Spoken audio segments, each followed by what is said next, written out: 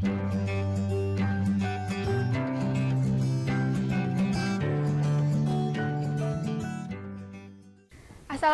warahmatullahi wabarakatuh. Kembali lagi bersama saya Agi Khoirunisa. Pada kesempatan kali ini kita akan kembali belajar bahasa Indonesia, dan pada tema kedua atau pada modul kedua ini kita belajar tentang profesi dan pekerjaan di sekitar kita. Nah, pada unit pertama kita belajar mengenai wawancara. Nah, wawancara ini adalah suatu kegiatan tanya jawab yang kita ajukan kepada seorang narasumber. Nah, untuk kegiatan wawancara yang efektif harus melakukan perencanaan. Nah, perencanaannya meliputi yang pertama kita harus tentukan dulu narasumber atau orang yang akan kita tanya sebagai sumber informasinya. Sedangkan yang kedua adalah membuat daftar pertanyaan yang akan kita ajukan kepada si narasumber. Tentunya disesuaikan dengan unsur tanya 5W1H, yaitu apa, siapa, di mana, mengapa, dan bagaimana. Selanjutnya kita juga harus mencatat jawaban yang diberikan narasumber nantinya ya. Kemudian setelah kita mendapatkan jawaban, nah maka kita menyajikan hasil wawancara tersebut dalam bentuk tulisan dan juga ataupun laporan presentasi. Nah, pada unit kedua kita belajar barang dan juga jasa. Nah, barang dalam istilah ekonomi diartikan sebagai sesuatu yang berwujud dan memiliki harga atau nilai serta interaksinya melakukan perpindahan kepemilikan. Contohnya adalah baju, perabotan, alat rumah tangga, makanan, dan lain sebagainya. Nah, ini ada beberapa contoh pekerjaan penghasil barang di sini. Ada pembuat batu bata di sana, kemudian ada nelayan, ada pengrajin barang, ada petani, dan yang lainnya. Nah, sedangkan jasa atau layanan adalah suatu aktivitas ekonomi juga yang melibatkan sejumlah interaksi atau kegiatan langsung dengan konsumen, tetapi tidak transfer atau perpindahan kepemilikan. Ya, contohnya adalah jasa potong atau pangkas rambut, jasa foto pernikahan, jasa pengobatan alternatif, dan lain-lain. Nah, berbeda tadi dengan barang. Kalau barang itu interaksinya itu melakukan perpindahan kepemilikan, sedangkan pada jasa ini tidak. Nah, jadi perbedaannya bisa jelas di sana ya. Kalau jasa misalnya ada di sini dilihat ada tukang pijit. Tidak bisa seseorang yang memijit pelanggannya, kemudian pelanggannya bisa tertransfer ilmunya seperti itu ya, tidak seperti itu. Sedangkan yang barang, saat si penjual memberikan barangnya kepada pembeli, maka kepemilikannya pun jadi berubah seperti itu. Nah, ini ada beberapa perbedaan untuk barang dan juga jasa. Yang pertama, untuk barang itu berwujud, sedangkan jasa abstrak ya, alias tidak berwujud. Kemudian barang bisa disimpan, sedangkan jasa tidak. Barang diproduksi lebih dulu baru dikonsumsi, sedangkan jasa diproduksi bersamaan atau sesaat bersama dengan saat si pelanggannya akan memerlukan jasa tersebut. Kemudian pada barang penjualan kembali dapat dilakukan. Jadi jika misalnya ingin dijual kembali bekas seperti itu bisa dilakukan, sedangkan pada jasa itu tidak ada penjualan kembali.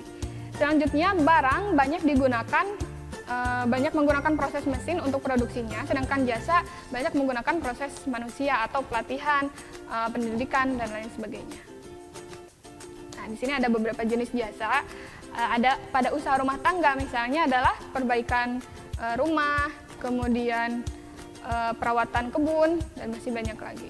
Sedangkan pada contoh jenis jasa pada bidang perumahan, contohnya adalah kamar hotel, penginapan, apartemen, dan lain-lain. Pada hiburan atau rekreasi, contohnya adalah penyewaan tempat-tempat untuk melakukan kegiatan hiburan. Selanjutnya pada perawatan pribadi, contohnya adalah seperti tadi, tukang pijit. Pada kesehatan, contohnya adalah rumah sakit, bidan, dokter. Pada bisnis, contohnya jasa akuntan, konsultan, dan lain-lain. Pada bidang komunikasi, contohnya adalah warnet, wartel pengiriman fax, dan lain sebagainya. Kemudian ada transportasi, ini sangat umum, ada taksi, angkutan umum, bus, travel, dan lain sebagainya. Pada jasa keuangan, contohnya ada leasing pajak, pinjaman, dan lain-lain. Dan yang terakhir pada pendidikan, contohnya adalah guru privat, guru les, guru ngaji, dan lain sebagainya. Nah, pada unit ketiga kita belajar tentang kenyamanan kerja. Nah, pekerjaan adalah kegiatan yang harus dilakukan orang untuk memenuhi kebutuhannya. Dan pekerjaan yang menghasilkan barang bisa kita sebut sebagai produksi. Nah, saat seseorang bekerja, mereka harus mempunyai nilai-nilai yang baik seperti jujur, kerja keras, tekun, ulet, dan lain sebagainya. Nah, tadi pada unit 1 kita belajar tentang wawancara, bagaimana cara merancang suatu wawancara. Pada unit ini kita belajar menulis laporan hasil wawancara. Nah, pada laporan hasil wawancara di sini bisa lihat di contohnya ya. Ada seseorang yang mewawancarai pengusaha bandeng sari rasa yang berada di Loram Kulon, Kudus, Jawa Tengah. Nah, disebutkan di sana bahwa untuk menulis laporan hasil wawancara itu ditulis waktu, tanggal, narasumber, dan juga kita sebagai pewawancaranya siapa, didata seperti itu. Kemudian, pada laporan hasil wawancara juga disampaikan hasil wawancaranya secara ringkas ya, di mana, kemudian kapan, apa yang akan diwawancara, kemudian mengapa diwawancara, dan lain sebagainya. Nah, selain itu, pada laporan hasil wawancara juga disampaikan pertanyaan dan juga jawaban-jawabannya. Nah, untuk pertanyaan kita bisa bedakan menjadi 3 atau kita kelompokkan menjadi 3. Ada pertanyaan pembuka, seperti salam dan perkenalan. Kemudian pertanyaan inti, langsung pada tujuan kita ingin mewawancara suatu narasumber. Misalnya pada wawancara yang pada contoh ini adalah menanyakan kapan usaha ini didirikan, apa saja yang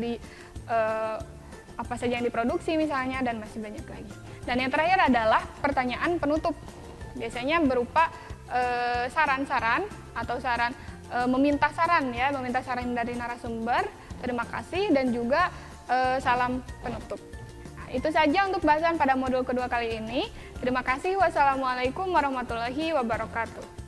Kunjungi sosial media lainnya seperti website kami di pkbmalkata.com, Facebook PKB Malkata Manunjaya, Instagram PKB Malkata _official.